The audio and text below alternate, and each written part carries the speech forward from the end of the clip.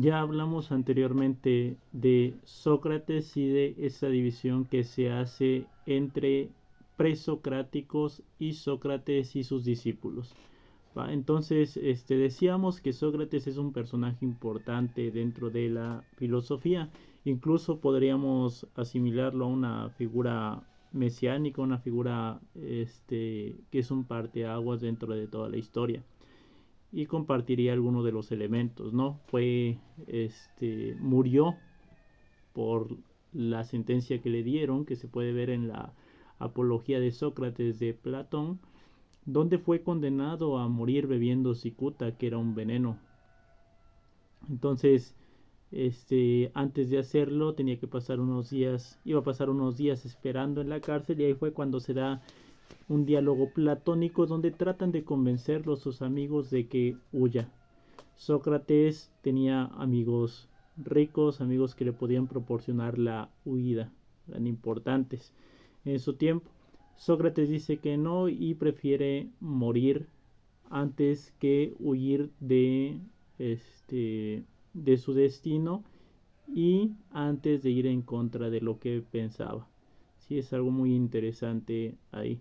Entonces, algunas de las ideas de Sócrates se nos señala que la podemos ver en los escritos de Platón cuando era más joven, en los diálogos platónicos de juventud. Después viene Platón. Entonces, dentro de algunos de los discípulos de Sócrates, Sócrates no solamente tiene un discípulo, sino que tiene varios. Incluso hay varias personas que convivieron con él, que incluso le hacen burla, o tienen alguna interacción de una determinada forma. Por ejemplo, Aristófanes en su tiempo, que incluso sale como uno de los participantes en los diálogos platónicos, hace mofa de Sócrates en una de sus comedias, ¿sí? Entonces, Sócrates fue un personaje importante, tuvo discípulos, tuvo personas con las que tenía desencuentros, y el que se menciona como el discípulo más importante de Sócrates es Platón, ¿sí?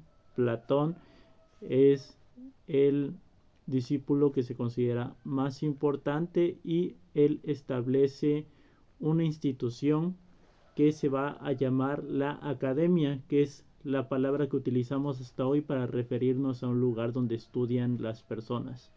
¿Por qué se llama la academia? Porque se llevó a cabo en un lugar destinado al culto del dios Academo, ¿sí? Entonces se llamó academia y era como una escuela dirigida a la clase política de su tiempo, a los que iban a ser gobernantes de su tiempo, ¿sí? Entonces, muchas veces la filosofía estuvo emparentada con una cuestión política.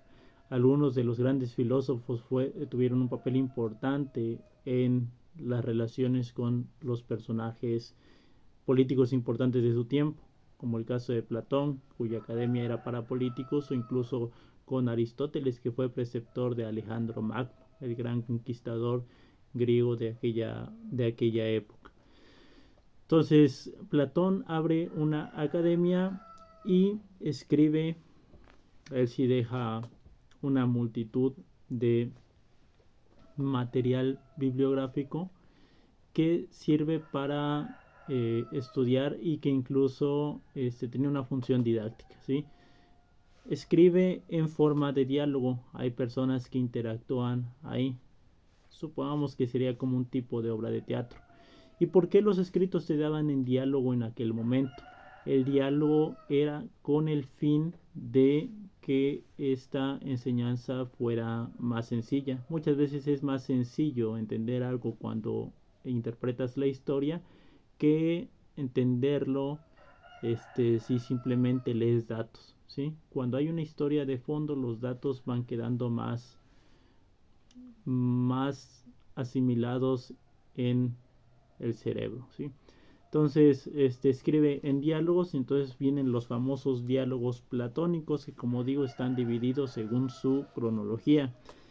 Y obviamente hablar de Platón y hablar de Aristóteles, que son los dos personajes importantes que vienen en esa época antes de lo que se conoce como las escuelas helenísticas, porque en esta división que se hace de la filosofía se hace esta división, es un mundo en sí mismo, o sea, sería dedicarle un montón de tiempo, porque prácticamente cada diálogo platónico es mm, tiene que ver con un tema en específico y habría que analizar cada tema en sí mismo.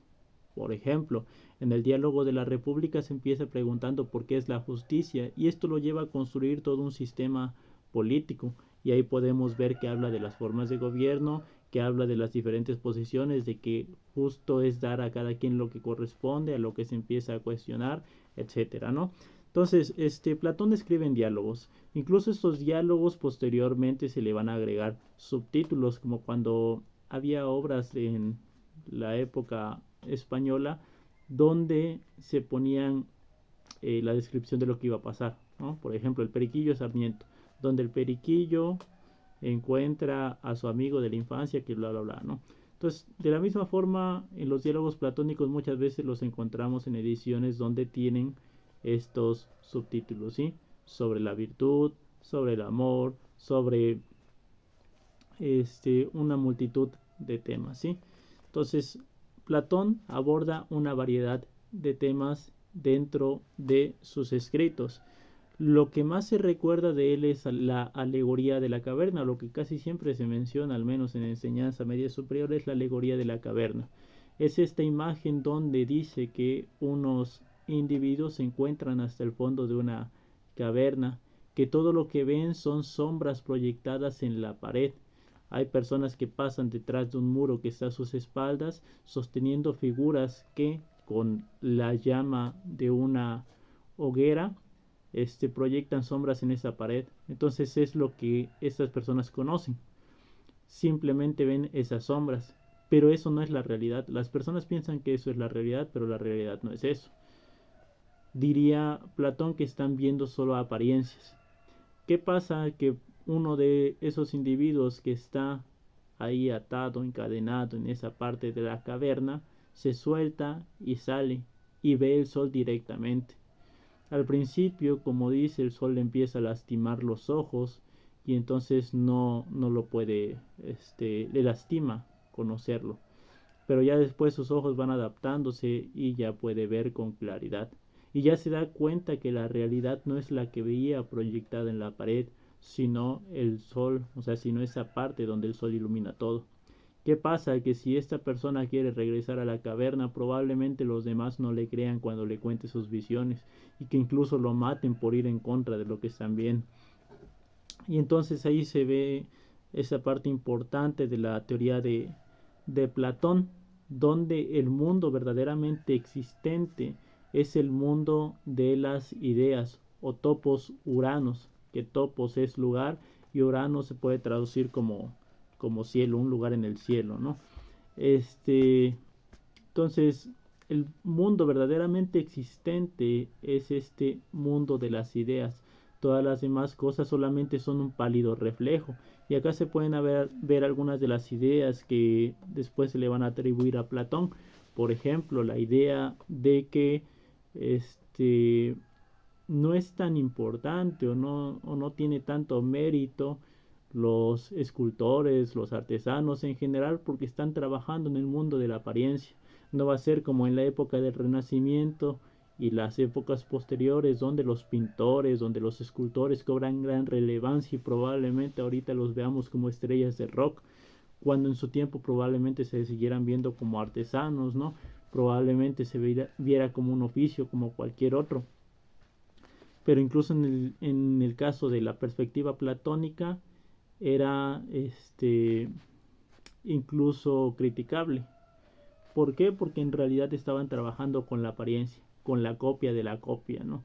No estaban trabajando con la realidad. ¿Quién es el único que puede trabajar con la realidad o ver la verdad de frente, la realidad de frente? Es el filósofo, que incluso dentro de su obra de la República lo pone como el filósofo rey, ¿sí? Entonces ahí está, por ejemplo, una de las ideas que se puede sacar de ahí. Por ejemplo, en el diálogo del banquete, donde Sócrates está dialogando con los demás, hay un personaje que se llama Alcibiades, que se supone que es muy bello, que quiere tener relaciones con Sócrates. ¿Y qué pasa? Que Sócrates le dice que no, y que le está diciendo que quiere cambiar algo perecedero, algo que no tiene valor, por la sabiduría que es más valiosa, que es eterna, que está más allá de la simple apariencia, ¿no? Entonces hay ideas que se pueden ver ahí con Platón, como esta idea de que el mundo que verdaderamente existe es el mundo de las ideas. Pero hay muchas cosas más que se pueden ver ahí. Tiene un diálogo donde aborda el tema de si las obras de un dramaturgo, por ejemplo, son resultado de la simple técnica o son resultado de inspiración divina, ¿sí? Como esta disputa que sigue hasta ahora en términos artísticos. ¿Es en realidad técnica o es en realidad algo más, una cualidad que está más allá de un simple conjunto de habilidades mecánicas o de habilidades abstractas? Entonces está esta discusión, está el problema del amor, que en su tiempo la palabra que lo identificaba era eros. Y ahí viene la división entre los tipos de amor, entre eros, ágape, filia, donde el ágape es el amor comunitario para los griegos en general, la filia es el amor de hermandad, una relación de familiaridad, y el eros es un amor sexual, un amor de pareja, pero que involucra este elemento físico, ¿sí? Posteriormente, ya en la época medieval, se va a utilizar el término caritas para hablar de un tipo de amor diferente, ¿sí? Lo que ahorita se conoce como la caridad, ¿no? Entonces, el problema del amor, del eros, lo trata también Platón en el caso del diálogo que se llama El banquete. Es interesante ahí ver, como se mencionó en la parte del mito, cómo Platón utiliza lo que se conoce como el mito de los andróginos para hablar de una supuesta unidad fundamental que después es dividida y que las personas están hasta cierto punto condenadas, por decirlo en términos coloquiales, a estar buscando la parte complementaria, ¿sí? Los andróginos, que son seres que tienen 4 brazos, 4 piernas, 2 cabezas, etcétera, que querían obtener el poder del Olimpo, y al ir subiendo, al tratar de retarlo, Zeus los castiga y les manda un rayo y los parte en dos.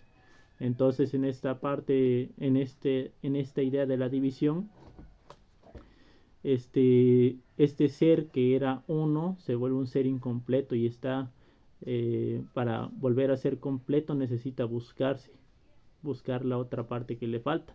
Es la parte del génesis del mito de la media naranja que se tiene hasta ahorita, que siempre dicen eso en términos cotidianos: tienes que buscar tu media naranja. Bueno, desde entonces estaba esa idea expresada en el mito de los andróginos. Lo interesante también de ese mito, como se puede ver para la cultura griega, es que el ser andrógino no era de naturaleza masculina o femenina, nada más, sino que podría ser de naturaleza femenina y masculina. Hay que recordar que en el caso de los griegos, incluso